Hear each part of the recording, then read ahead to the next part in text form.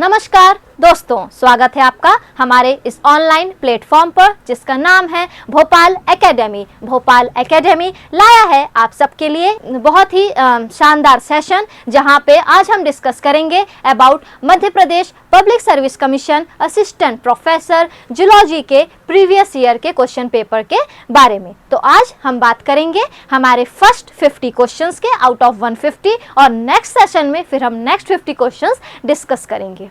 चलिए हम स्टार्ट करते हैं, हम डिस्कस करते हैं हमारा क्वेश्चन पेपर। तो ये है आपका जूलॉजी का प्रीवियस ईयर का क्वेश्चन पेपर जिसे हम पूरा डिस्कस करेंगे।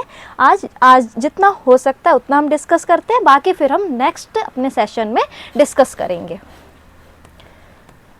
तो पहला क्वेश्चन है हमारा, जो फर्स्ट क्वेश्चन है ये है lymphoid progenitor cell can differentiate into. Okay, तो इसमें 4 ऑप्शंस आपके दिए हुए हैं कि लिम्फोइड प्रोजेनेटर सेल्स जो हैं कैन डिफरेंशिएट इनटू। ऑप्शन है पहला T cell, B cell, natural killer cell and fourth option है ऑल ऑफ द अबव। तो बताइए इसका आंसर क्या हो सकता है।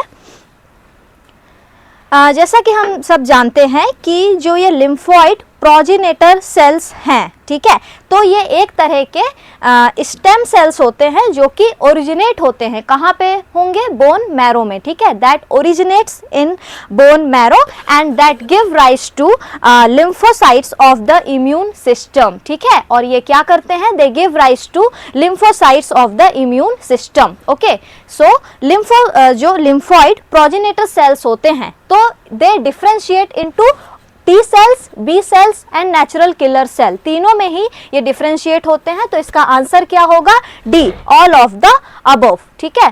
तो इसका आंसर क्या है, D, all of the above, D, all of the above. T cells, B cells, natural killer cells, ये सभी इसमें जाएंगे लिम्फोइड प्रोजेनेटर सेल्स में, ठीक है। अब हम बात करेंगे हमारे सेकंड क्वेश्चन पे जिसमें बोला गया है how many cells are there. Okay, how many cells are there in immunoglobulin, ठीक है, कितने प्रकार के सेल्स होते हैं इम्यूनोग्लोब्युलिन में, बताइए। पहला ऑप्शन दिया है 2, सेकंड है 7, थर्ड है 5 और फोर्थ ऑप्शन में है 6। तो इसका आंसर होगा ऑप्शन सी 5, ठीक है। क्या होगा इसका आंसर, 5। और क्यों होगा, क्योंकि हम जानते हैं कि जो इम्यूनोग्लोबुलिन है वो 5 तरह के होते हैं, ठीक है। पहला होगा हमारा IgA, okay, IgD, IgG, IgE, ठीक है, और फिफ्थ होगा अपना IgM, ओके।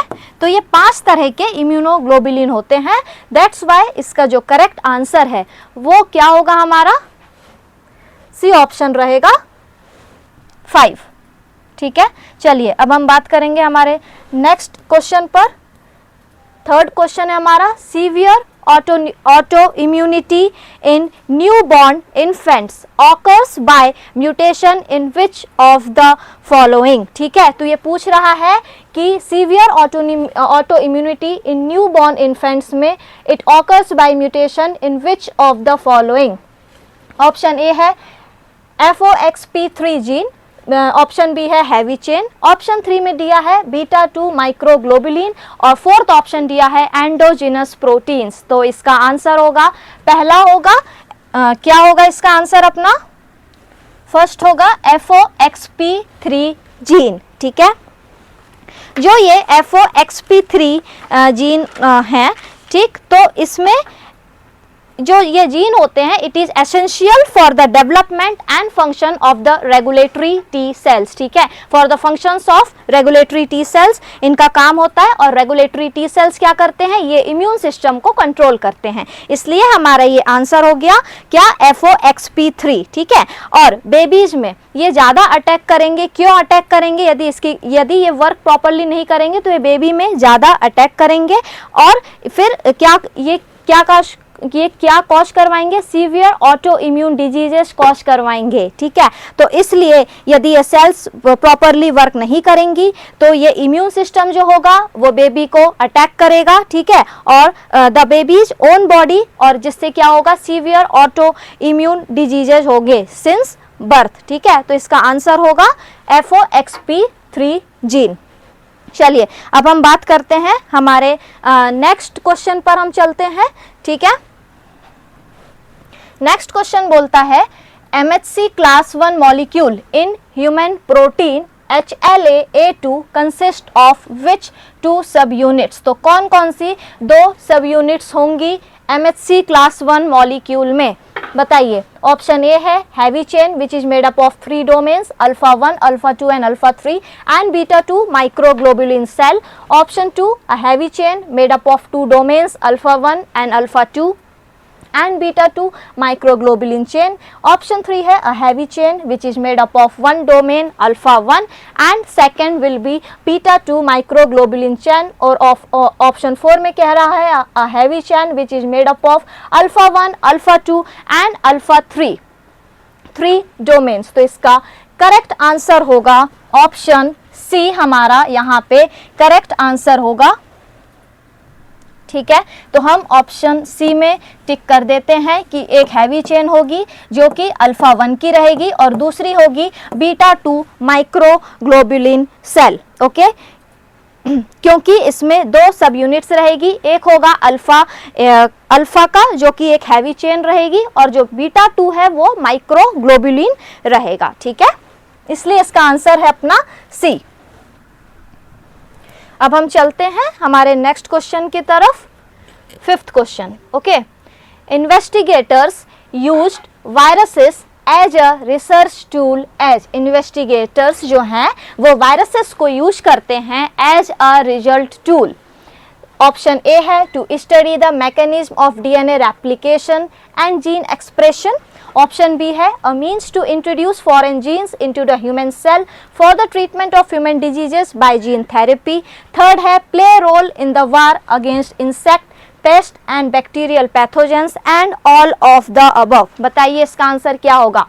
ये सभी इसमें बिल्कुल सटीक बैठ रहे हैं, इसलिए हम देखेंगे कि इसके जो ऑप्शंस हैं वो चारों ही ऑप्शंस इसमें सही हैं, ठीक है। तो option A to study the mechanism of DNA replication and gene expression. Option B it is a means to introduce the foreign gene, okay, to into the human cell for the treatment of human diseases, okay. And third है play role in the war against insect, pest and bacterial pathogens. इसलिए ये सारे ही option सही है, इसलिए इसका answer होगा D, all of the above. अब हम चलते हैं हमारे नेक्स्ट क्वेश्चन के तरफ। नेक्स्ट क्वेश्चन है Hamilton's rule, okay. Hamilton's rule with reference to an alleles behaviour is. ये थोड़ा अजीब सा क्वेश्चन है पर हमें बन जाना चाहिए, ठीक है। Hamilton rule with reference to an allele behavior is, so it will be option D will be correct। RB is greater than C, okay, where R stands for relatedness, B stands for benefit and C will be the cost। So that's why according to Hamilton's rule 4th option will be correct, RB will be greater than C। अब हम चलते हैं हमारे next question की तरफ, question number 8।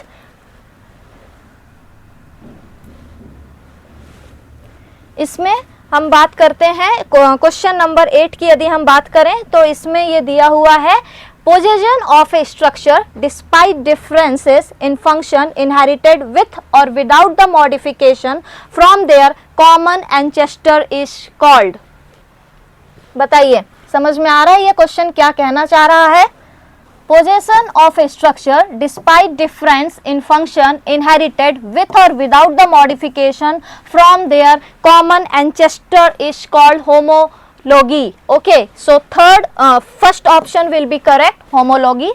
homoplasy इसमें बिल्कुल fit नहीं हो रहा है, homonymy भी नहीं एंड homozygous भी नहीं, homology, ठीक है। What is homologous? हमने पढ़ा है होमोलॉगस, एनालॉगस, ठीक है। तो होमोलॉगस स्ट्रक्चर क्या होते हैं? They are the body parts in different organisms that come from the same common ancestors, ठीक है। सेम एंसेस्ट्रल स्ट्रक्चर, इनका जो स्ट्रक्चर रहेगा वो कैसा रहेगा?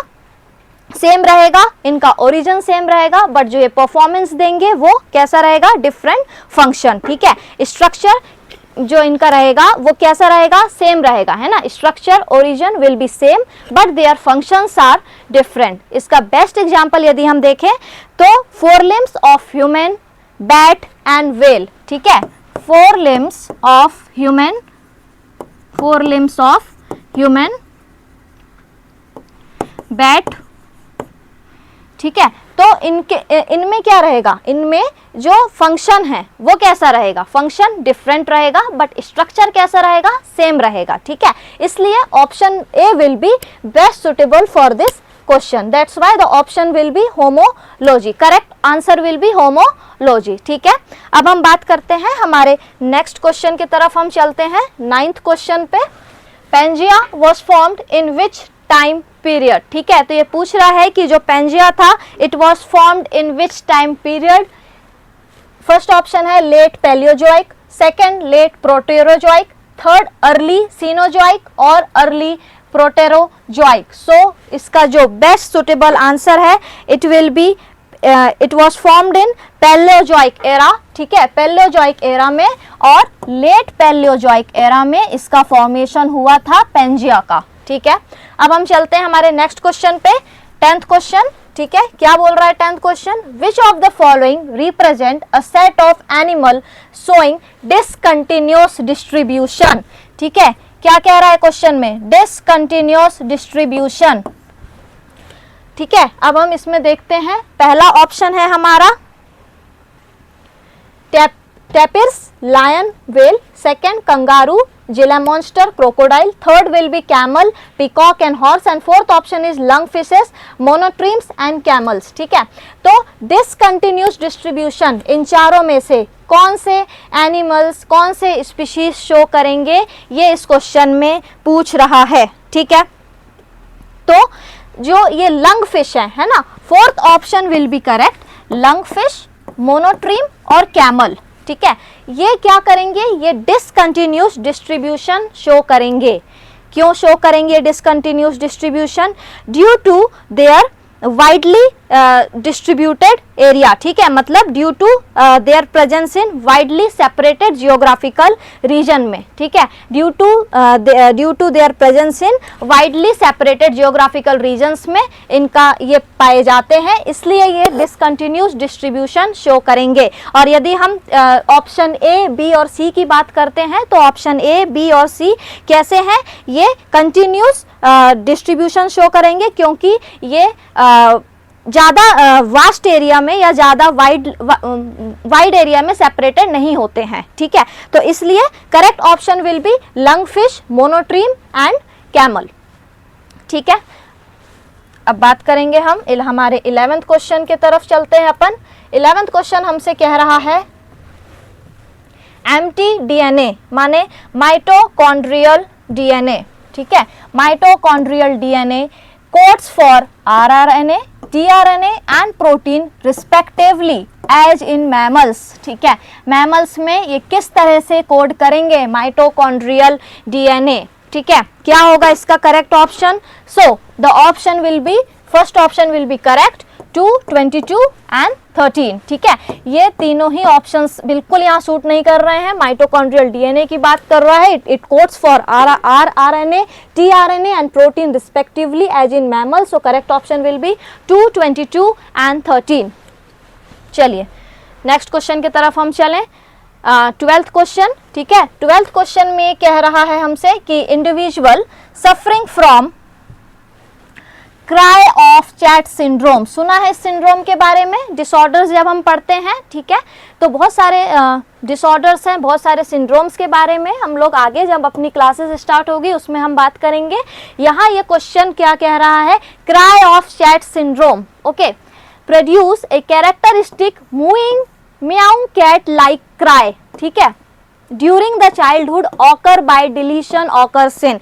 जिस तरह से जो बिल्ली होती है ना, जिस तरह से बिल्ली का जब बच्चा रोता है, जो आवाज़ जो निकलती है, तो उसी तरह से क्या, जब जब बेबी बॉर्न होता है, यदि हम ह्यूमन की बात कर रहे हैं ना, cry of chat syndrome human में होगा, हम बिल्ली की बात नहीं कर रहे हैं, बट जो उसकी आवाज़ होगी उस बच्चे की, न्यू बॉर्न की, तो वो ऐसा लगेगा कि मतलब बिल्ली का बच्चा रो रहा है, परंतु रो कौन रहा है, ह्यूमन मतलब बेबी रो रहा है, ठीक है, बट उसकी आवाज़ कैसे लगेगी, क्राई ऑफ कैट सिंड्रोम, इसलिए इसका नाम ही क्या रख दिया इनने, क्राई ऑफ कैट सिंड्रोम, ठीक है। ये किस वजह से होगा, option A due to chromosome 22, option B chromosome 5, option C both A and B, and option D none of these.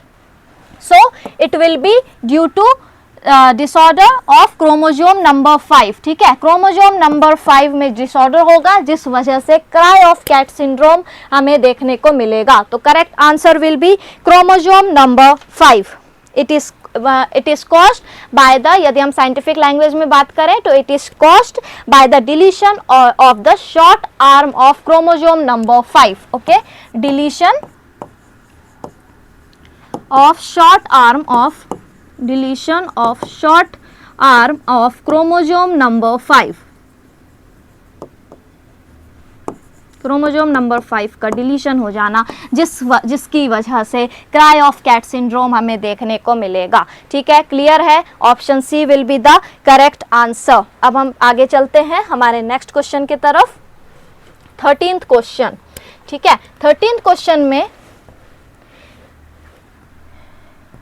बोला गया है during chromosomal aberration one chromosome missing, okay, किसी एक क्रोमोजोम का मिस हो जाना, उस कंडीशन को हम क्या बोलेंगे, और एक क्रोमोजोम मिसिंग हो रहा है 2n-1, ठीक है, तो उस कंडीशन को हम क्या बोलेंगे, बताइए, कुछ गैस, आप कुछ गैस कर सकते हैं।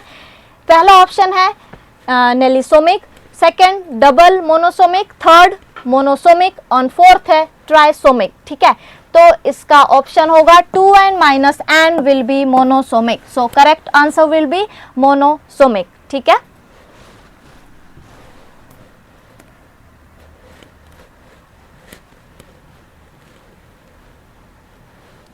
Next question,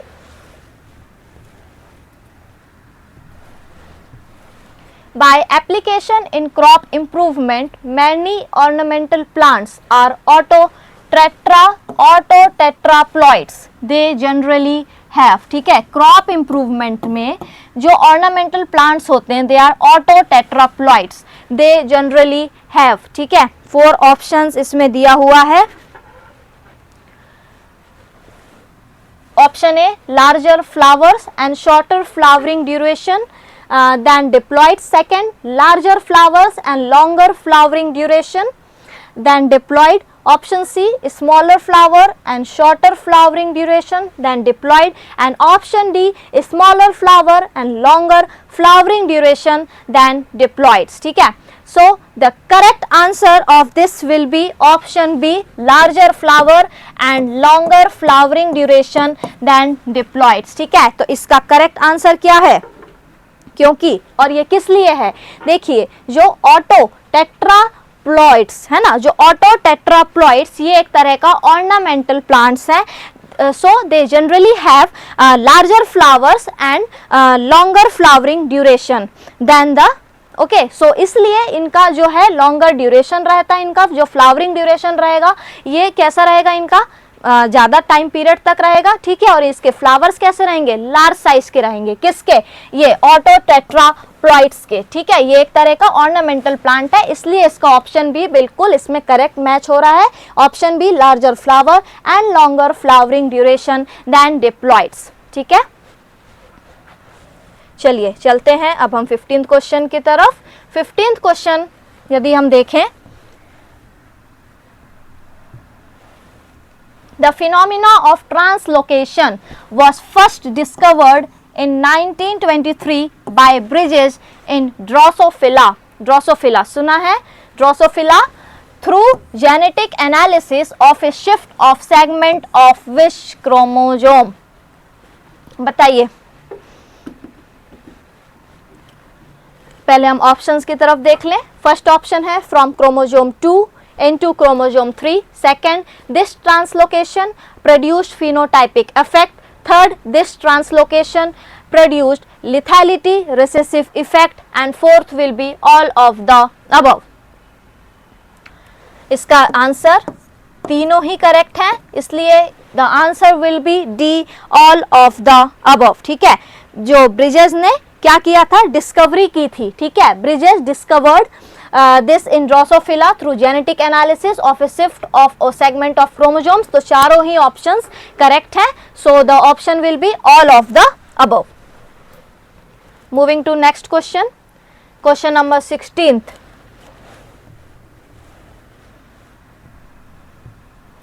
How does the Gross complex assist in proper protein folding in cell? ठीक है,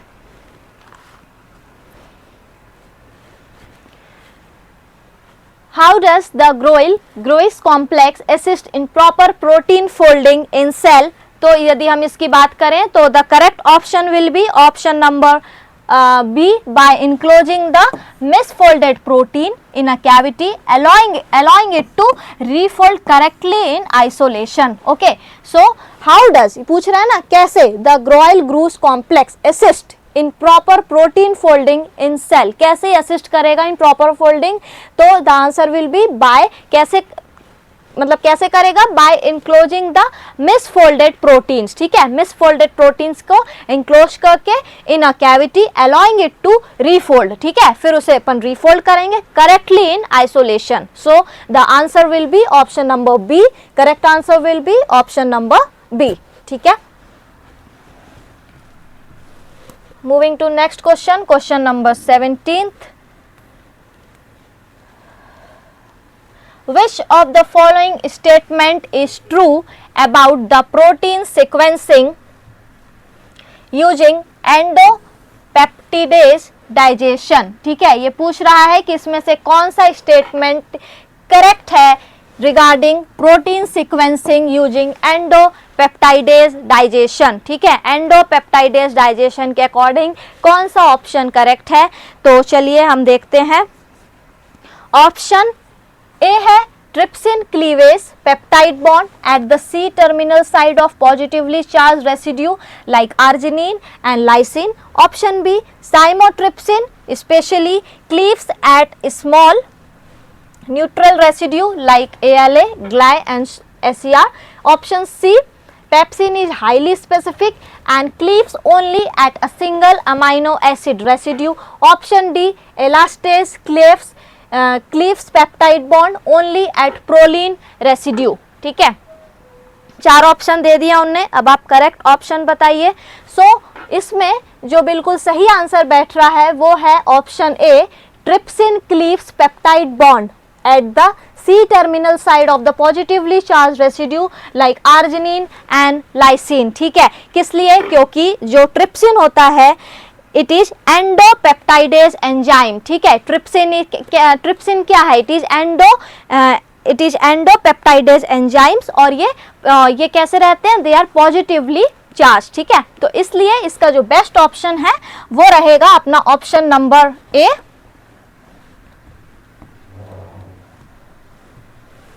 Trypsin cleaves peptide bond at the C terminal side of positively charged residue like arginine and lysine. Okay, चलिए next question की तरफ हम move करते हैं. Question number 18th. Which of the following coenzyme correctly matches a coenzyme its function and the reason it may not require dietary intake in mammals? ठीक है, फिर से पढ़ें. Which of the following coenzyme, है ना, इसमें से कौन सा कोएंजाइम करेक्टली मैच कर रहा है एक ऐसे कोएंजाइम को, इट्स फंक्शन को, and the reason it may not require dietary intake in mammals.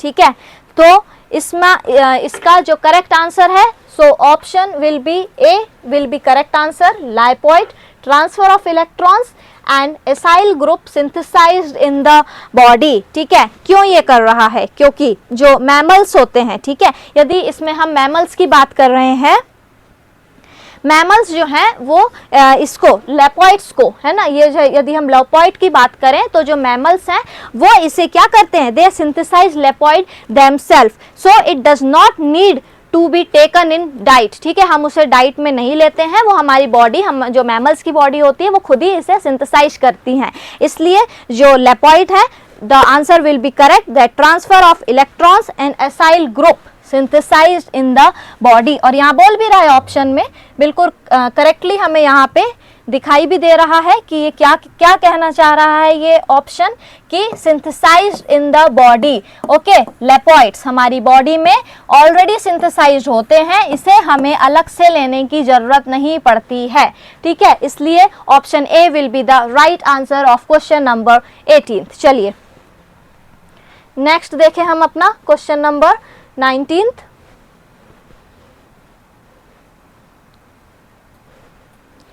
In the Lineweaver-Burke plot of an enzyme following Michaelis-Menten kinetics, which of the following statement is correct regarding the interpretation of the graph? तो अब ये बात कर रहा है कि इसमें से कौन सा ऑप्शन सही है, ठीक है, regarding the interpretation of a graph, है ना।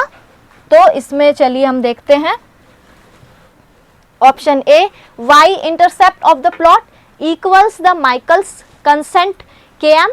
Option B, the slope of a plot is equal to Vmax upon km. Option C, the x intercept of the plot gives -1 km indicating substrate affinity. Option D, a plot of 1 upon V versus 1 upon S produces a hyperbolic curve. बताइए क्या answer सही हो सकता है, कुछ guess करिए।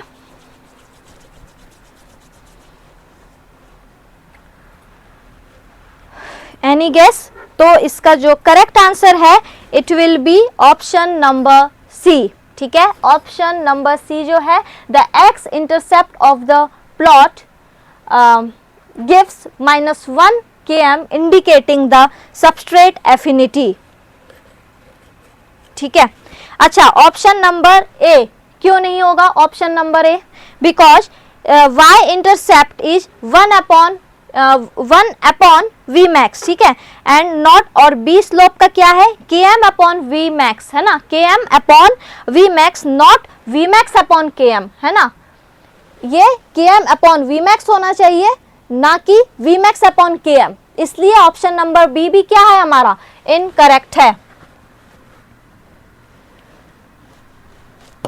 Okay, so option B will be incorrect, option A भी हमारा इनकरेक्ट है, ठीक है। ये Km नहीं होना चाहिए, ठीक है, ये होना चाहिए 1 upon V max। ओके, यहाँ मैं लिख देती हूँ, ये होना चाहिए 1 upon V max, ना कि Km, ठीक है। यहाँ पे Km लिखा है, यहाँ पे कांस्टेंट किसको कर रहा है, वो Km को कर रहा है, Km कांस्टेंट नहीं है, यहाँ पे कांस्टेंट होना चाहिए ये V max। ओके, और सेकंड में यदि हम देखें तो V max upon Km है, इट शुड बी, है ना, इट इज, ये क्या बोल रहा है, the slope of the plot is equal to V max upon Km, no, not V max upon K, it should be Km upon V max। Okay, Km upon V max, यदि ऐसा लिखा होता तब ये ऑप्शन सही होता, but यहाँ पे उनने उल्टा लिखा है, ठीक है, तो इसलिए ऑप्शन हमारा करेक्ट नहीं है। सो ऑप्शन डी जो है, और ये हाइपरबोलिक कर्व, ये तो हो ही नहीं सकता इधर पे, ठीक है। प्लॉट कैसा रहेगा इसका, स्ट्रेट लाइन रहेगा, ना कि ये कैसा रहेगा, स्ट्रेट लाइन रहेगा, ना कि hyperbolic. So option D will be wrong, so the correct option will be option number C, ठीक है। चलिए नेक्स्ट क्वेश्चन की तरफ हम मूव करते हैं, क्वेश्चन नंबर 20। क्वेश्चन नंबर 20 में ये बोल रहा है भैया आप बता दो मैच द कॉलम। अच्छा, पहले क्या कर रहा था, क्वेश्चन दिया, आंसर 4 ऑप्शन दे दिया, है ना, तो अपन को बताना है अब 4 में से क्या है, ठीक है। अब यहाँ क्या कर रहा है, आंसर भी यहीं छुपा हुआ है ना, अपन को मैच द फॉलोइंग करना है कि किसका क्या सही मैच बैठेगा, ठीक है। मैच द फॉलोइंग पॉलीसेक्राइड्स, ठीक है, यहाँ पे पूरे पॉलीसेक्राइड्स दिए रहे हैं column A, and with their correct characteristics with according to column A, हमें मैच करना है कि कौन सा करेक्ट आंसर है कॉलम ए और कॉलम बी में क्या मैच कर रहा है, ठीक है। पहला यदि हम बात करते हैं, पहला ऑप्शन दिया है यहाँ पे काइटिन। काइटिन सुना है, क्या होती है काइटिन? इंसेक्ट, कीड़े मकोड़े, है ना, कीड़े मकोड़े होते हैं या फिर जो क्रस्टेशियंस होते हैं, तो उनकी बॉडी की जो ऊपर की जो हार्ड कवरिंग होती है ना, उसे हम क्या कहते हैं, उस हार्ड कवरिंग को जो कहते हैं हम काइटिन। ठीक है, दूसरा ऑप्शन है हमारा क्या, डेक्स्ट्रॉन, डेक्स्ट्रान। ठीक है, तो डेक्स्ट्रान क्या है, ये बैक्टीरियल स्टोरेज है विथ ब्रांच्ड ग्लूकोज। ठीक, bacterial storage with branched glucose. और थर्ड है अपना एग्रोज। ठीक है, एग्रोज, समझ में आ रहा है वर्ड सही, एग्रोज, एल्गी, कहाँ पे मिलेगा, एल्गी में। ठीक है, फाउंड इन एल्गी। और फोर्थ ऑप्शन है हमारा हाइलोरोनेट, है ना, हाइलोरोनेट। तो ये क्या है, हाइलोरोनेट, इट इज हाइलोरोनेट जो है it helps in cell movement. ठीक है, सेल के मूवमेंट में ये मदद करता है, कौन, हाइलोरोनेट। ठीक है, part of, it is a part of extra cellular matrix. ठीक है, हाइलोरोनेट। तो अब हम देखते हैं कि ऑप्शन कहाँ कहाँ मैच हम कर सकते हैं किसको। मैंने क्या बताया था, काइटिन का, कहाँ पे मिलते हैं ये, हाँ, body covering of insects and crustaceans. ठीक है, यहाँ क्या लिखा है, यहाँ पे स्ट्रक्चरल कंपोनेंट इन क्रस्टेशियंस लिखा हुआ है।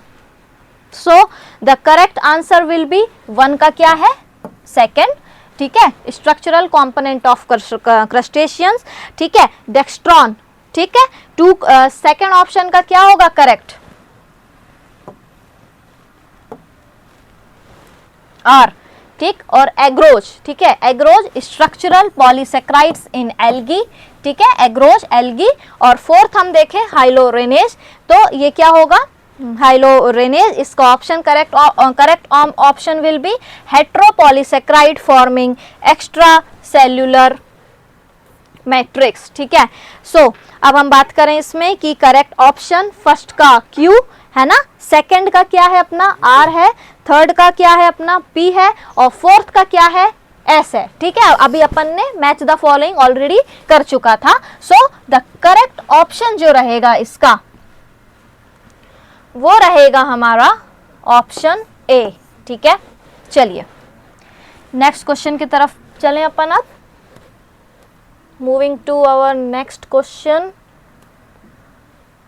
Question number 21। ठीक है, क्वेश्चन नंबर 21 क्या बोल रहा है, question number 21, a mating system in which both males and female have several partners without forming a pair bond is called.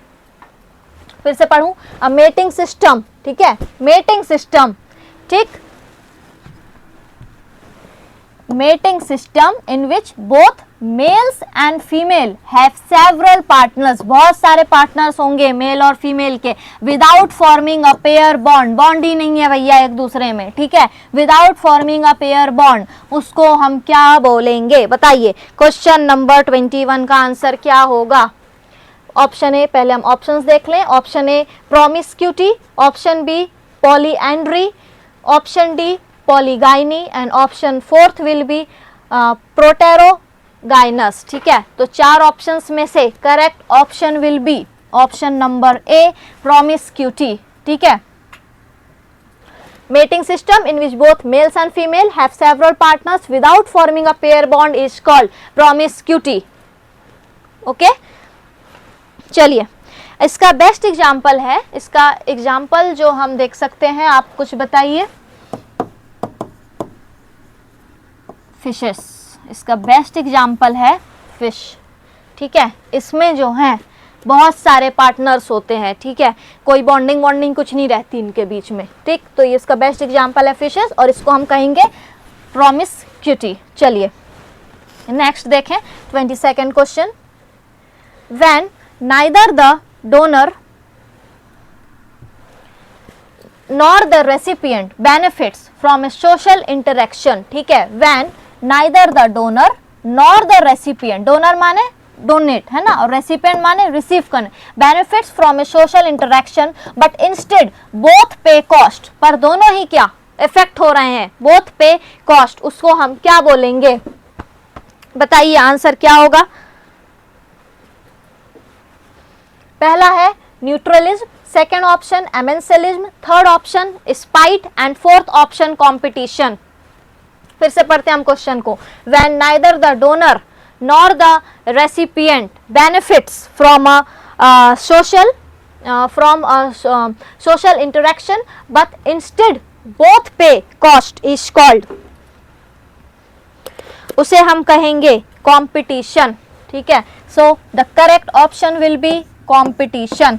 ठीक है, जो बेस्ट सूटेड है आंसर इस क्वेश्चन के लिए उसका ऑप्शन है competition। ठीक है, न्यूट्रलिज्म क्या होता है? न्यूट्रलिज्म का मतलब होता है जब दोनों ही इफेक्ट नहीं होते, नो इफेक्ट ऑन बोथ, किसी भी तरह का इफेक्ट दोनों ही ऑर्गेनिज्म में देखने को नहीं मिलेगा, तो हम उसको क्या कहेंगे? न्यूट्रलिज्म, माने न्यूट्रल। ठीक है, और सेकंड है एमेंसिलिज्म। एमेंसिलिज्म का मतलब होता है एक को नुकसान पहुंचना और जो दूसरा रहेगा वो अनअफेक्टेड रहेगा। ठीक है, मतलब one harmed and other unaffected. ठीक है, बट इसमें तो क्या कह रहा है कि डोनर को भी कोई वो नहीं है, neither the donor nor the recipient benefit, दोनों ही बेनिफिट नहीं हो रहे हैं, फिर भी लड़ाई तो चल रही है ना, मेहनत तो हो रही है ना, कॉस्ट तो पे कर रहे हैं, तो इसलिए इसका बेस्ट ऑप्शन क्या है? Option number D, competition. Okay, competition तो है भैया पर भी। ठीक, नेक्स्ट क्वेश्चन है question number 23।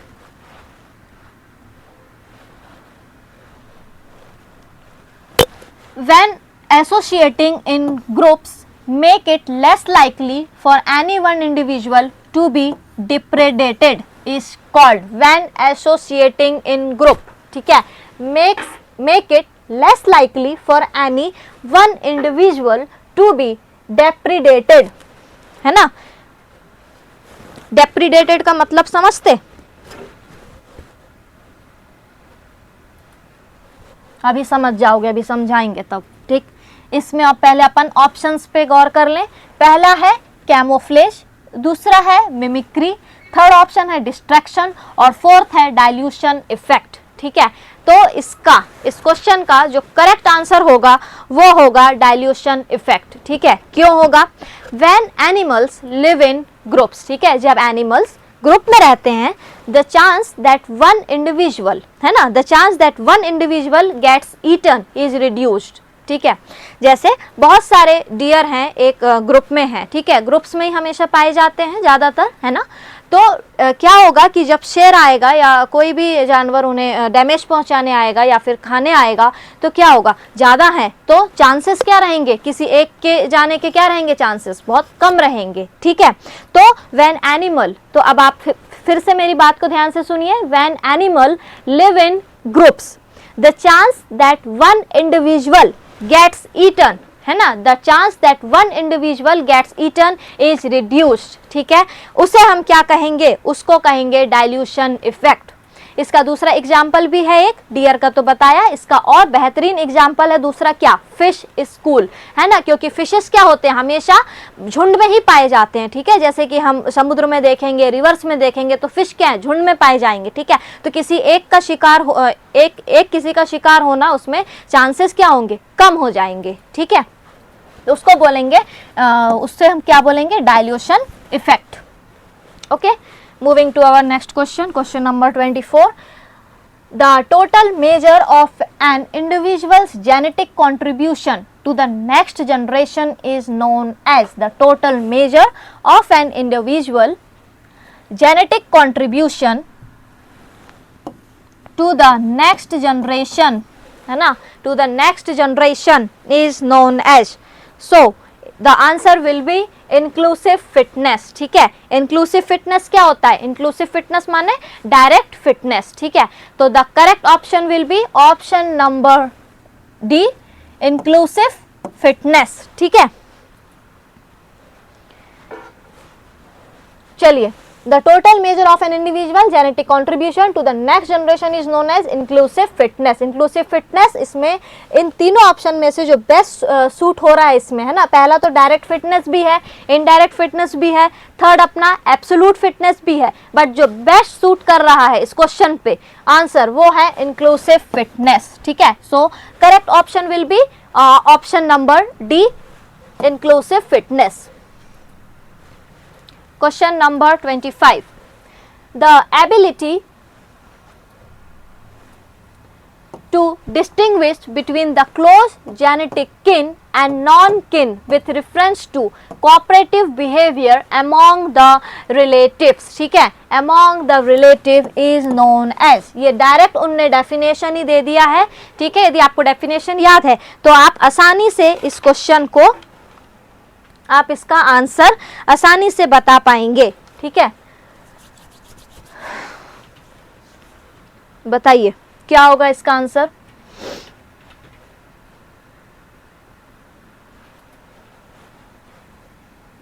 The ability to distinguish between the close genetic kin and non-kin with reference to the cooperative behavior among the relative is known as, ठीक है।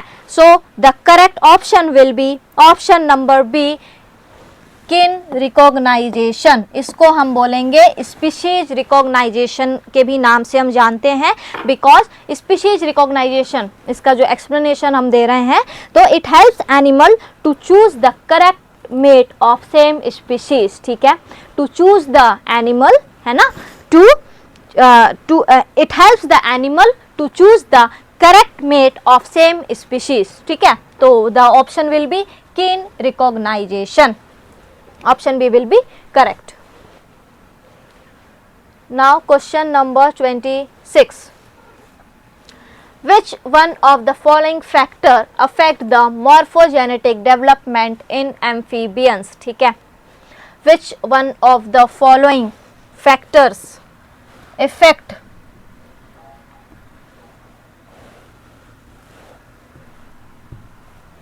the morphogenetic development in amphibians, ठीक है।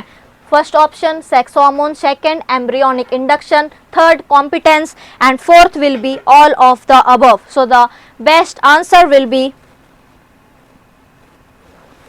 All of the above, ठीक है। क्यों all of the above है इसमें, ठीक है, सारे ही आंसर क्यों सही है, क्योंकि सेक्स जो हार्मोन है इट इन्फ्लुएंस द डेवलपमेंट, और जो एम्ब्रियोनिक इंडक्शन है वो क्या करेगा, it controls the oxygen formation, ठीक है। और कॉम्पिटेंस क्या होता है, कॉम्पिटेंस क्या है, it is the ability of the cell to response to signal, ठीक है, it is the ability of the cell to response to signal. इसलिए इसमें सारे ही ऑप्शंस यहाँ पे करेक्ट है। इसने पूछा है which one of the following factor affect the morphogenetic development in amphibians, तो सारे ही जो फैक्टर्स हैं, सेक्स हार्मोन, एम्ब्रियोनिक इंडक्शन और कॉम्पिटेंस, ये सारे ही क्या कर रहे हैं, अफेक्ट कर रहे हैं किसको, मॉर्फोजेनेटिक डेवलपमेंट को एम्फीबियंस में। इसलिए चारों ही ऑप्शंस करेक्ट हैं।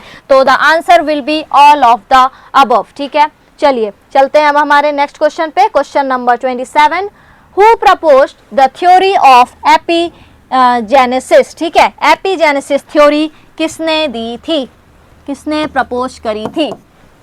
सीधा डायरेक्ट क्वेश्चन है, यदि आपको याद है कि ये थ्योरी किसने दी थी तो ये क्वेश्चन आपके लिए बहुत ही सरलता से आप इसको सॉल्व कर लेंगे, ठीक है। So option A will be correct, Karl Ernst von Baer ने थ्योरी दी थी एपीजेनेसिस की, ठीक है। अच्छा, अब एपीजेनेसिस थ्योरी क्या कहती है, ठीक है, मैंने बता तो दिया कि एपीजेनेसिस थ्योरी किसने दी थी, कार्ल अर्नस्ट वॉन बेयर ने। अब मैं ये भी बताती हूँ कि इसने क्या बोला, एपीजेनेसिस थ्योरी क्या कहती है। It says that organisms develop gradually from simple to complex, ठीक है, organism develop gradually from simple to complex, ठीक है, ये किसने बोला है, एपीजेनेसिस थ्योरी, ठीक। चलिए नेक्स्ट क्वेश्चन देखते हैं हम, question number 28। What do you mean by apoptosis, आया ना पिछले बार जब हम डिस्कस कर रहे थे हमारा सिलेबस, तो उसमें मैंने बताया था आपको एपोप्टोसिस के बारे में, ठीक है। मैंने बोला भी था कि कैंसर जो है ये बहुत ही खतरनाक बीमारी है और इससे क्वेश्चंस बनने के चांसेस होते हैं, और आप देख सकते हैं कि क्वेश्चन बन के आया भी। एपोप्टोसिस का मतलब होता है प्रोग्राम्ड सेल डेथ, ठीक है, एपोप्टोसिस। अब what do you mean by apoptosis, मैंने बता दिया एपोप्टोसिस क्या है, प्रोग्राम्ड सेल डेथ, ठीक। अब ऑप्शन हम देख लेते हैं। फर्स्ट ऑप्शन है it is programmed cell death, second play a role in preventing cancer, C option है eliminates undesirable cell, and option D will be all of the above. बताइए programmed cell death है, बिल्कुल सही बात है। Play role in preventing cancer, apoptosis, cancer, cell death, ठीक है, सब कुछ इंटरलिंक है एक दूसरे से, इसलिए सेकंड आंसर भी करेक्ट है। थर्ड है एलिमिनेट अनडिजायरेबल सेल, बिल्कुल सही है, ये भी बिल्कुल सटीक बैठ रहा है कि जो इसमें कैंसर सेल्स हैं, है ना, एपोप्टोसिस है, सेल डेथ बोल दिया इसने, क्या करेगा, इट रिमूव्स अनवांटेड सेल को क्या करता है, रिमूव कर देता है, prevents cancer and shapes the organ, ठीक है। तो ज़्यादा हम इसमें डिस्कस नहीं करें, ये तीनों ही ऑप्शन सही है। It is a programme cell that play role in preventing cancer and third eliminates undesirable cells, ठीक है। So the option D will be correct, all of the above.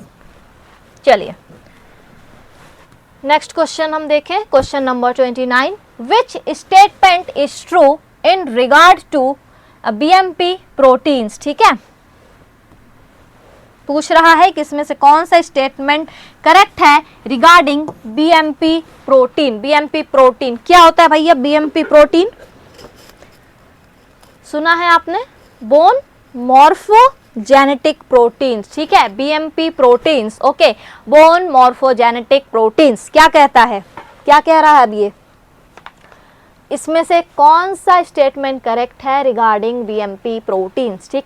पहला ऑप्शन है it is a transforming growth factor beta, बिल्कुल सही है। It is associated with programmed cell death, देखिए दूसरा question भी आ गया, कैंसर उसी से रिलेटेड, ठीक है। थर्ड, इट इंड्यूसेस एपोप्टोसिस, है ना, cell death in integrate in inter digital space, and option D all of the above. So all the options are correct in this, ठीक है, तो answer will be all of the above. चलिए next question, which of the following statement is correct in respect to aging, ठीक है, इसमें से कौन सा ऑप्शन करेक्ट है रिगार्डिंग एजिंग। एजिंग का मतलब समझते हैं आप सब, क्या होता है एजिंग। एजिंग जो है ना, it is a natural process, ठीक है, एजिंग एक तरह की नेचुरल प्रोसेस होती है जिसमें कि बॉडी जो रहेगी ना अपनी, वो स्लोली क्या करती है, slowly loses its ability to function properly. जैसे जैसे एज बढ़ती जाएगी वैसे वैसे हमारी बॉडी प्रॉपर फंक्शन करना काम कम करेगी, ठीक है, तो उसे हम क्या कहते हैं, एजिंग, माने बुढ़ापा भी हम इसे कह सकते हैं, एजिंग, ठीक। तो जैसे जैसे बुढ़ापा आएगा क्या क्या चीजें होंगी भैया, देखते हैं क्या क्या चीजें होंगी। सारी चीजें तो इनने लिखी दी यहाँ पे, अब मैं क्या बताऊँ आपको, सब तो यहाँ लिखी दिया है। It is a progressive loss of tissue, बिल्कुल सही बात है, हमारी टिश्यूज का लॉस होना शुरू होगा धीरे धीरे। It is a result of oxidative stress, बिल्कुल सही बात। थर्ड है it is result of increased RNS, ठीक है, और फोर्थ ऑप्शन है अपना all of the above. RNS क्या होता है, आरएनएस सुना है, आरएनएस, ठीक है, आरएनएस है रिलेटिव नाइट्रोजन स्पीशीज, ठीक। तो ये भी क्या करेगा, ये क्या करता है, रिलेटिव नाइट्रोजन स्पीशीज, ये डैमेज करता है किसे, सेल्स को, ठीक है। तो ये भी क्या है अपना करेक्ट आंसर हो गया, C option will be correct, है ना, आरएनएस। तो ए बी सी तीनों ही आंसर करेक्ट है, तो option will be D all of the above. इसने पूछा था कि एजिंग के अकॉर्डिंग कौन सा स्टेटमेंट करेक्ट है, तो चारों ही ऑप्शंस अपने करेक्ट हैं, तो option will be D all of the above. ये यहीं पे इसका हिंदी में हिंदी फॉर्मेट में दिया हुआ है, ठीक है, इसलिए हम इसको स्क्रॉल कर रहे हैं और आगे अपन चलते हैं। जो क्वेश्चन आपको इंग्लिश में समझ में नहीं आ रहा हो तो वो आप हिंदी में भी देख सकते हैं, ठीक है। Match the following, match the following आ गया अब अपना नेक्स्ट क्वेश्चन, क्वेश्चन नंबर 31।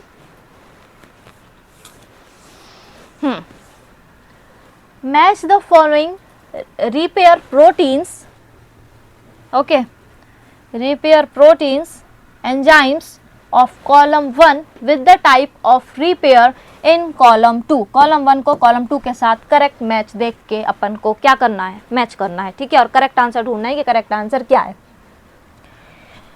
ये जो है ये यूनिट, ये अपना डीएनए, आरएनए, यहाँ सब न्यूक्लियोटाइड, ये सब बेस पेयर्स है ना, ये सब देखने को यहाँ मिल रहा है। ये भी मैंने बताया था कि यहाँ से भी क्वेश्चन बनने के काफ़ी ज़्यादा चांसेस रहते हैं। तो चलिए हम इसको सॉल्व करें। म्यूट एस, ठीक है, MUTS, ओके।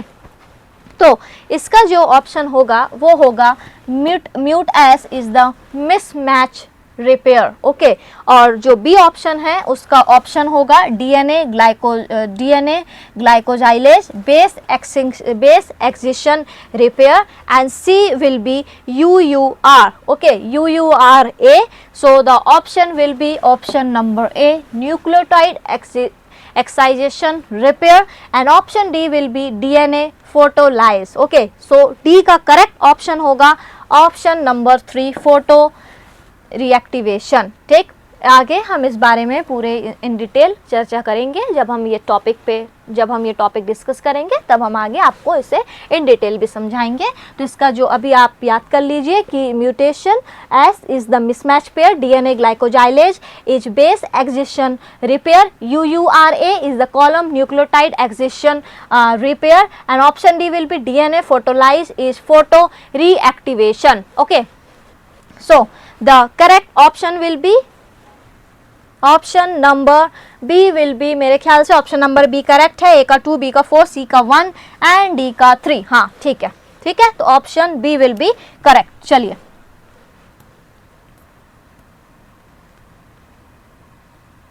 माइटोसिस मियोसिस मैंने बोला था इंपॉर्टेंट है, माइटोसिस मियोसिस, और आ गया यहाँ पे क्वेश्चन माइटोसिस मियोसिस से भी रिलेटेड, ठीक है। चलिए यहाँ इसने बोला है कि कॉलम 1 को अपन को कॉलम 2 से मतलब मैच द फॉलोइंग है, यहाँ पे चूज द करेक्ट पेयर, ठीक है। कॉलम 1 कॉलम 2 है ना, हमें देखना है कि कौन किस में सटीक बैठ रहा है। सो ऑप्शन ए जो है वो है लैप्टोटीन, बी में जाइगोटीन एंड पैचिटीन, है ना, सी में एनाफेज एंड डी में डिप्लोटीन, ओके। तो हम देखते हैं इसमें कि कौन सा पेयर सही है। चलिए 32 क्वेश्चन हम सॉल्व कर रहे हैं, 31 क्वेश्चन हमारे हो चुके हैं अभी तक, सफलतापूर्वक हमने कर लिया है। चलिए हम बात करेंगे अब इसकी, है ना। सो लैप्टोटीन क्या है भैया? लैप्टोटीन की यदि हम बात करें तो it is the fourth option will be correct, leptotene pairing of homologous chromosomes, ठीक है। पेयरिंग ऑफ होमोलोगस क्रोमोसोम्स को क्या कहेंगे? लैप्टोटीन, ठीक है। And second will be zygotene and pachytene, ठीक है। So the correct option will be assembly of synaptonemal complex, ठीक है। जाइगोटीन ये असेंबली होती है ऑफ सिनेप्टोनेमल कॉम्प्लेक्स की। थर्ड है अपना एनाफेज, तो थर्ड ऑप्शन का करेक्ट आंसर है separation of duplicated homologous chromosome, और डी ऑप्शन का करेक्ट है diplotene and diakinesis is disassembly of synaptonemal complex, ठीक है। तो ये हम यहाँ पे ये हमारा क्वेश्चन सॉल्व हो चुका है। ए का है अपना 4, बी का है अपना थर्ड असेंबली ऑफ ये, सी है अपना फर्स्ट, ठीक है, सेपरेशन, और डी है अपना सेकंड। तो option A will be the correct answer, ठीक है। 32 का option number A will be the correct answer, okay. चलिए नेक्स्ट हम चलते हैं 33rd क्वेश्चन में, 33 क्वेश्चन में। 33 क्वेश्चन भी मैच द फॉलोइंग ही है। कॉलम 1 को कॉलम 2 से अपन को पेयर करना है, करेक्ट पेयर ढूंढना है कि किसका कौन सा सही है, ठीक है। 33 moving to our next question 33। MCM 27 complex, ठीक है। देख रहे हैं माइटोसिस, मियोसिस, DNA, इन सब से कितने क्वेश्चंस ये पूछ रहे हैं, ठीक है। तो ये तो पढ़ना ही पढ़ना है अपन को। चलो पहला है MCM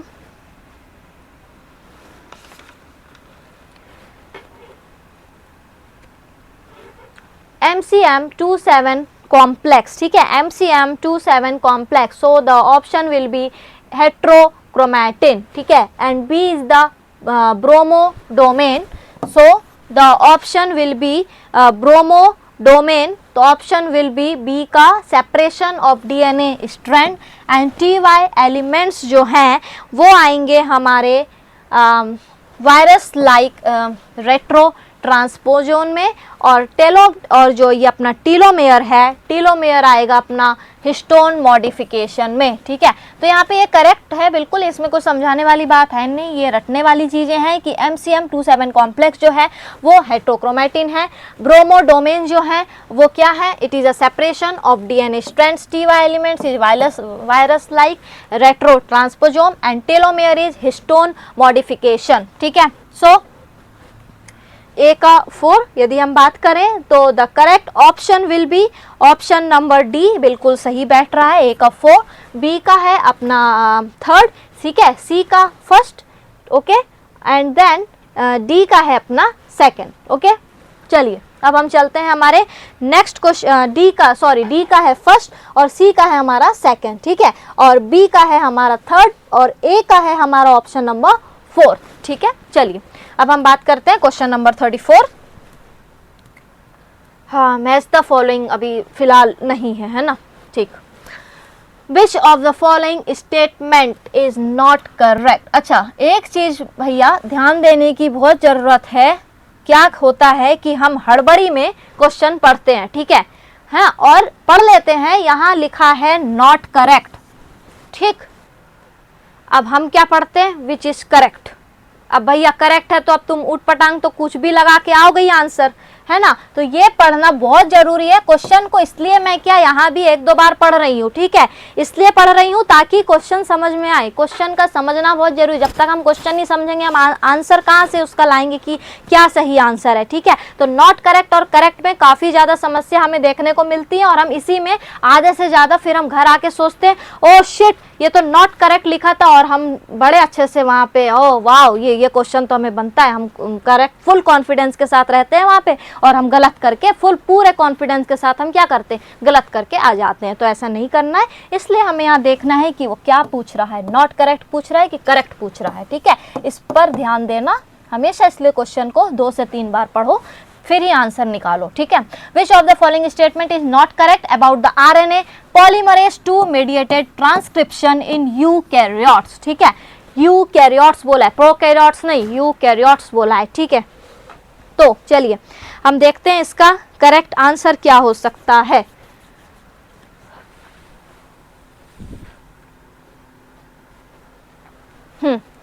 तो इसका यदि हम बात करते हैं option D will be correct. ठीक है, distortion of DNA takes place by binding of TBP at the major groove of DNA, है ना, विच इज नॉट करेक्ट। पूरा इसमें अबाउट RNA पॉलीमरेज 2 की बात कर रहा है कि TFIID contains TAFs and TBP बिल्कुल सही है।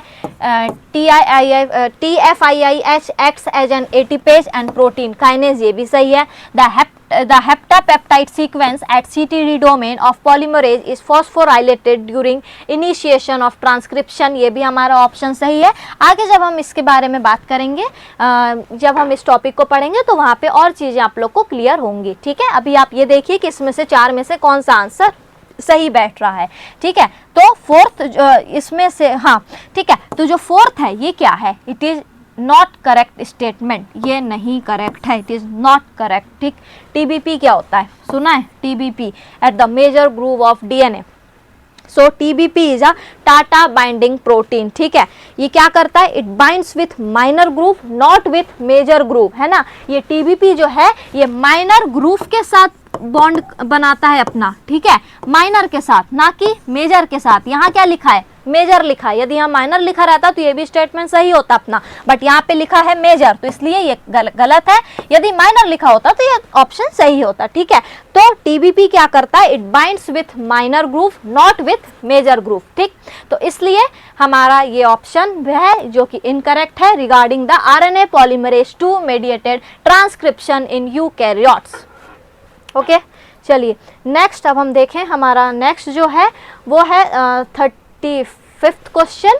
What is the role of band 3 protein in human erythrocytes. ठीक है, what is the role of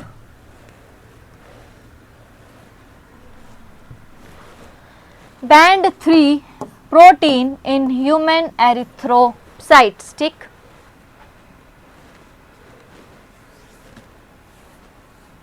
human erythrocytes की यदि हम बात करें, है ना, एरिथ्रोसाइट समझ में आ रहा है, ब्लड, है ना, किससे रिलेटेड है, ब्लड से रिलेटेड है ये, ठीक है। तो इसका करेक्ट ऑप्शन है catalyses the exchange of anions, है ना, ये कैटेलाइज करता है एक्सचेंज ऑफ एनायंस को, ठीक है। दिस एक्सचेंज, ये जो एक्सचेंज है ना, ये जो catalyses the exchange of anions जो मैं बोल रही हूँ, तो ये जो एक्सचेंज है ये क्या करेगा, exchange helps in CO2 transport in blood, ठीक है, CO2 का ट्रांसपोर्टेशन करने में मददगार साबित होता है कौन, ये catalyse the exchange of anions, ठीक है। तो option B will be correct. So the next question is number 36, okay. Father of zoology Aristotle classified the animals in which of his book, ठीक है।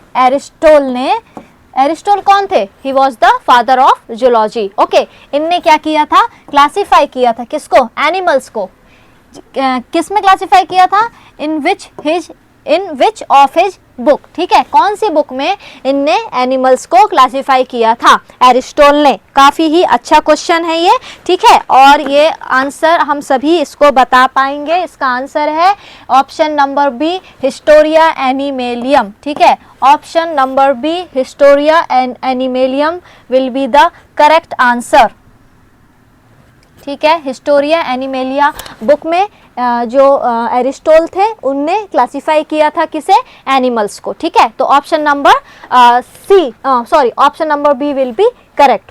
Next, moving to next question, question number 37। Taxonomist are using the chromosomes, taxonomist are using the chromosome painting method, है ना, chromosome painting method 2। अब 4 options दे दिया है और इनने पूछा है कि जो टैक्सोनॉमिस्ट हैं, ठीक है, तो वो क्यों यूज कर रहे हैं या कौन सा मेथड यूज कर रहे हैं, they are using the chromosome painting method 2। Chromosome painting method ये क्यों यूज कर रहे हैं, ठीक है, किस लिए यूज कर रहे हैं, टू, फर्स्ट ऑप्शन है to compare the entire genome of one with another species, second study the nucleus and band on chromosomes, okay, third option will be determine the epigenetic interrelationship, and fourth will be study the morphological characters, ठीक है। तो 4 options दिया है इसमें ABCD। अब हमें देखना है कि टैक्सोनॉमिस्ट जो है वो क्यों जो है क्रोमोसोम पेंटिंग मेथड को कहाँ पे यूज कर रहे हैं, क्यों यूज कर रहे हैं। सो the correct answer will B comparing the entire genome of one with another species, ठीक है, कंपेयर करने के लिए एक स्पीशीज को अदर स्पीशीज से, जो एंटायर जीनोम है उसके लिए ये यूज कर रहे हैं। तो option A will be the correct answer, ठीक है। चलिए next question, question number 38। Who is known as the father of modern taxonomy, ठीक है, मॉडर्न टैक्सोनॉमी के फादर का क्या नाम है, बताइए। एंड अच्छा, इसमें ही दूसरा क्वेश्चन भी साथ में ही पूछ लिया इनने कि who gave a clear concept of word species. तो इस क्वेश्चन में ये 2 चीज पूछ रहे हैं। पहला इनने पूछा है क्या कि who is known as the father of modern taxonomy, और दूसरा जो ये पूछ रहे हैं, क्या पूछ रहे हैं ये कि who gave a clear concept of word species, ठीक है। तो बताइए क्या आंसर होगा। फर्स्ट है Mayr Aristotle, B option Aristotle John Ray, C will be Carolus Linnaeus and John Ray, and fourth will be D Huxley and Carolus Linnaeus, ठीक है। बताइए इन चारों में से कौन सा करेक्ट आंसर होगा। So option C will be correct, क्योंकि जो कार्ल्स लिनानियस थे इनने क्या दिया था, बायनॉमियल नोमेनक्लेचर, ठीक है, इनने बायनॉमियल नोमेनक्लेचर भी दिया था कार्ल्स लिनानियस ने, और इनने मॉडर्न टैक्सोनॉमी के नाम से जाने जाते हैं। He is known as the father of modern taxonomy. और दूसरा हम बात करें किसके बारे में, who gave a clear concept of word species, so John Ray ने दिया था क्या, वर्ड स्पीशीज, ओके, ठीक है। So the option will be C. Question number 39. The very popular Indian bird, okay, commonly known as गौरैया, है ना, गौरैया सुना है, गौरैया मतलब हाउस स्पैरो, ठीक है, हाउस स्पैरो का ही क्या नाम है, गौरैया।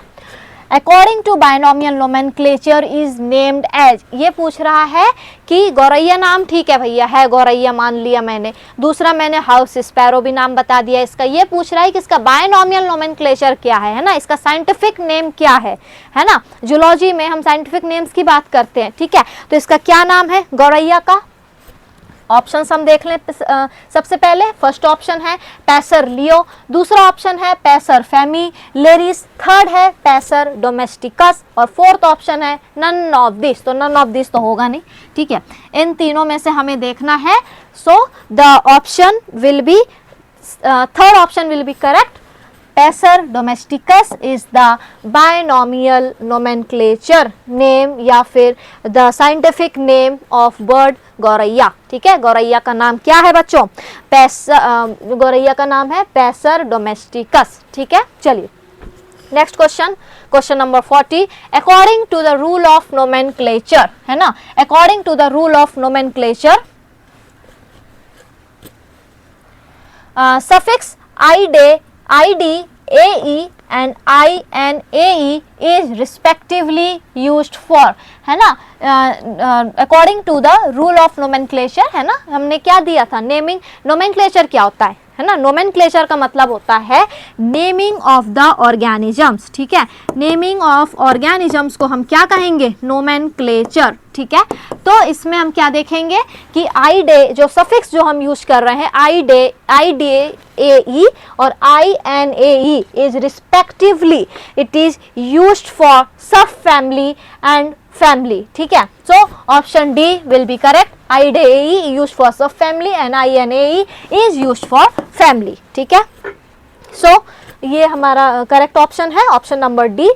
अब नेक्स्ट क्वेश्चन हम देखें, question number 41, which disease is caused by the deficiency of enzyme glucocerebrosidase, है ना, ग्लूकोसेरिब्रोसाइडेज जो एंजाइम है उसकी वजह से कौन सी डिजीज होगी। डिजीजेस के चैप्टर से ये पूछा है, ठीक है। डिजीजेस के चैप्टर से तो एक या दो क्वेश्चन हर साल पूछा ही जाता है, ठीक है, तो ये हमें बहुत अच्छे से पढ़ना है। अब ये चार ऑप्शन है, पहला ऑप्शन है टे सस डिजीज, दूसरा है फेब्री डिजीज, तीसरा है गॉचर्स डिजीज और फोर्थ ऑप्शन है नेमन पिक डिजीज, ठीक है। तो ये डायरेक्ट हमें याद करने वाली चीज है ये कि which disease is caused by the deficiency of the enzyme glucocerebrosidase. So option C will be the correct answer, Gaucher disease, ठीक है। नेक्स्ट चलते हैं हम 42 क्वेश्चन के लिए। PFK1 कंट्रोल्स ग्लाइकोलिसिस बाय, जो PFK1 है ये कैसे कंट्रोल करता है ग्लाइकोलिसिस को, ठीक है। सो देखते हैं हम, चार ऑप्शंस दिया है, by finishing the pathway using F1,6-BP-H fuel, option B reversibility converting pyruvate to F6P, third irreversibility committing glucose using ATP, sensing energy levels in cell, fourth activating only when oxygen is absent. So the correct option will be option number C will be the correct answer, irreversibility committing glucose using ATP, sensing energy levels in cell is used to control the control the PFK1 controls glycolysis, ठीक है। तो ये answer C अपना correct है। Next चलते अपन 43 question की तरफ। A person is eating enough vitamin B12, ठीक है, कोई पर्सन है जो विटामिन B12 बहुत अच्छे मात्रा में अपने डाइट पर ले रहा है, in their diet, but still develop symptoms of vitamin B12, है ना, विटामिन B12 अच्छी खासी मात्रा में अपने डाइट में ले रहा है, किंतु फिर भी क्या हो रहा है, विटामिन B12 की डेफिशिएंसी उसकी बॉडी में देखने को मिल रही है। तो इसके क्या कारण हो सकते हैं, which is the most likely reason. तो इन चारों में से देखते हैं हम, पहले ऑप्शंस देखते हैं। फर्स्ट ऑप्शन है his body does not make enough RBC, ठीक है। Second, he is not eating enough iron. Third option, his intestine isn't producing enough intrinsic factor glycoprotein to absorb the vitamin B12, और fourth है due to hyperacidity of stomach vitamin B12 get destroyed, ठीक है। तो चार options है कि vitamin B12 तो ले रहा है वो अपने डाइट पर, किंतु उसको फिर भी क्या हो रहा है, कमी महसूस हो रही है ना, सिम्टम्स डेवलप हो रहे हैं उसकी बॉडी में due to deficiency of vitamin B12. So the correct answer of this question will be option number 3. Intestine isn't producing enough intrinsic factor glycoprotein to absorb the vitamin B12. Okay, अब intrinsic factor जो है ना, तो intrinsic factor is produced by stomach cells. ठीक है, जो intrinsic factors है ये स्टमक सेल्स के द्वारा ही प्रोड्यूस होते हैं. ठीक है, तो the correct answer will be option number C की वजह से इसकी बॉडी में क्या हो रहा है, सिम्टम्स अभी भी विटामिन B12 की डेफिशिएंसी देखने को मिल रही है, क्योंकि उसके बॉडी में अच्छे से इसका जो एब्जॉर्प्शन नहीं हो पा रहा है, इसकी बॉडी एब्जॉर्ब नहीं कर पा रही है विटामिन B12 को. ठीक है, नेक्स्ट है question number 44. Which of the following is not a ketone body. ठीक है, which of the following is not. देखा मैंने पहले बोला था कि नॉट को जरूर इसको 2-4 बार पढ़ लेना कि पूछ क्या रहा है वो. ठीक है, यहाँ क्या पूछ रहा है, which of the following is not a ketone body, मतलब इन 4 में से कौन सा एक है जो कीटोन बॉडी नहीं है बोल रहा है, वो है बोल रहा है, नहीं है बोल रहा है. ठीक है, तो इसका बेस्ट आंसर क्या होगा, ऑप्शन नंबर डी, ये कीटोन बॉडी नहीं है. ठीक है, एसिटाइल CoA ये कीटोन बॉडी नहीं है. पहला यदि हम ऑप्शन की बात करें, एसिटो एसिटेट, और दूसरा बीटा हाइड्रोक्सी ब्यूटरेट, और तीसरा है एसीटोन. ठीक है, तो ये तीनों क्या हैं, ये कीटोन बॉडीज हैं जो कि लिवर में प्रोड्यूस होती हैं. ठीक, ये तीनों, बट जो चौथा है वो कीटोन बॉडी नहीं है, acetyl CoA. So the correct answer will be 4th acetyl CoA. Moving to our next question, question number 45. What is the main purpose of Ramachandran plot in protein structure analysis? Main purpose क्या है Ramachandran plot का? सुना है Ramachandran plot in protein structure analysis. तो direct question पूछा है, यदि आपको इसका आंसर पता है तो आप डायरेक्ट ही यहाँ पे अपना लगा सकते हैं. सो पहला ऑप्शन हम देखें, to display the torsion angle of amino acid side chain in protein. Second, to identify the favorable hydrogen bonding pattern in alpha helix and beta sheet. Third, to map the sterically allowed PHI and PSI angle of the polypeptide backbone. And fourth option, to show the flexibility of the peptide bond in response to enzymatic cleavage. So the correct option of this question will be option number C जो है, it is the main purpose of Ramachandran plot in protein structure analysis. ठीक है, चलिए next question, question number 46. Rh antigen, also called Rh factor, was first discovered in the blood of the.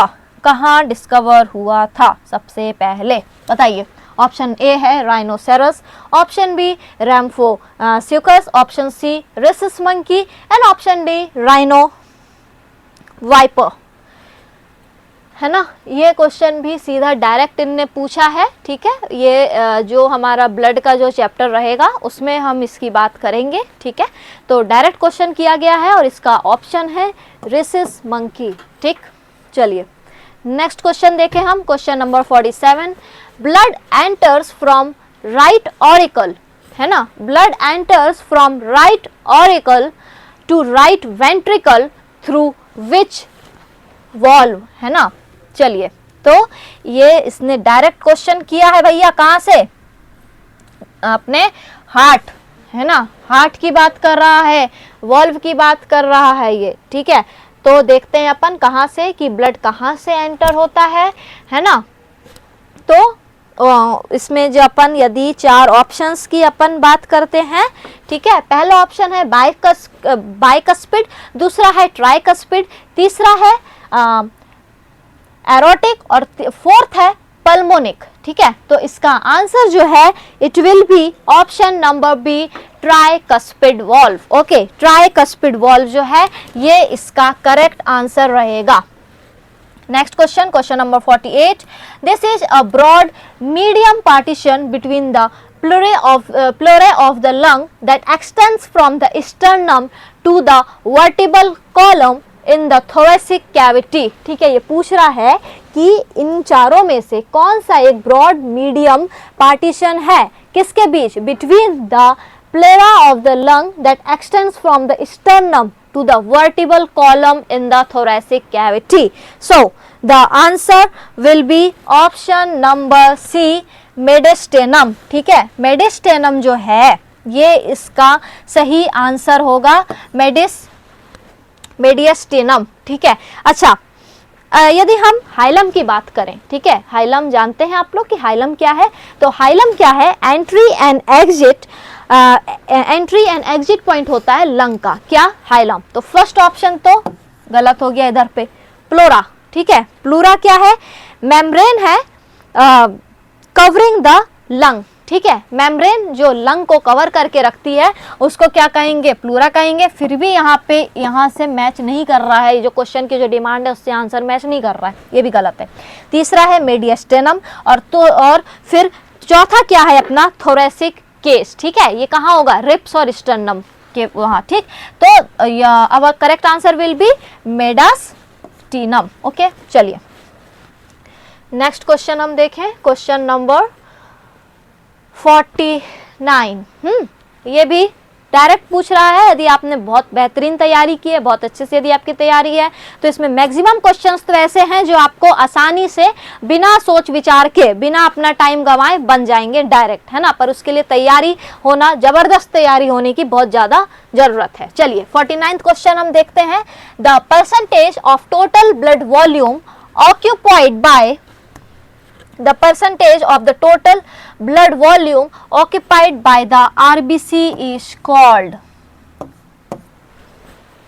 ठीक है, option A hemolysis, option B hematocrit, option C hemogenesis and option D will be hematin. ठीक है, तो इसमें best क्या रहेगा, option B जो है वो इसका सही आंसर है कि जो हेमाटोक्रिट है, it is the percentage of the total blood volume occupied by the RBC. यदि हेमाटोक्रिट की डेफिनेशन यदि कोई पूछता है तो हम क्या बताएंगे, haematocrit is the percentage of total blood volume occupied by RBC. ठीक है, इट इज कॉल्ड एज क्या, हेमाटोक्रिट। ठीक, this will be the correct answer, है ना।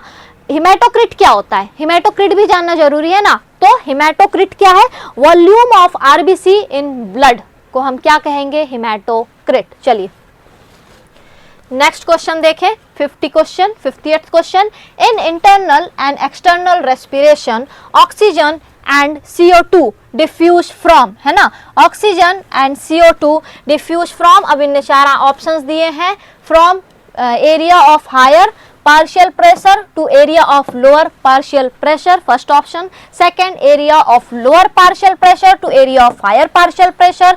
Third, both area have equal partial pressure. And fourth option है none of the above। तो इसका answer क्या होना चाहिए, इसका ऑप्शन जो बेस्ट ऑप्शन है, जिसका आंसर है वो रहेगा option number A, area of higher partial pressure to the area of lower partial pressure. ठीक है, तो 50 का क्या आंसर रहेगा, ऑप्शन नंबर ए।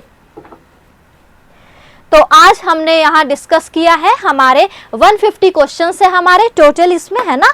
तो अभी तक हमने डिस्कस कर लिया है फर्स्ट 50 क्वेश्चंस। ठीक है, अभी हम आगे अपने आने वाले सेशंस में हम नेक्स्ट 51 to 100 क्वेश्चन डिस्कस करेंगे, एंड देन उसके नेक्स्ट सेशन में हम 100 to 150 क्वेश्चंस हम आपके लिए लाएंगे विथ इट्स इजी एक्सप्लेनेशन। ठीक है, तो थैंक यू सो मच।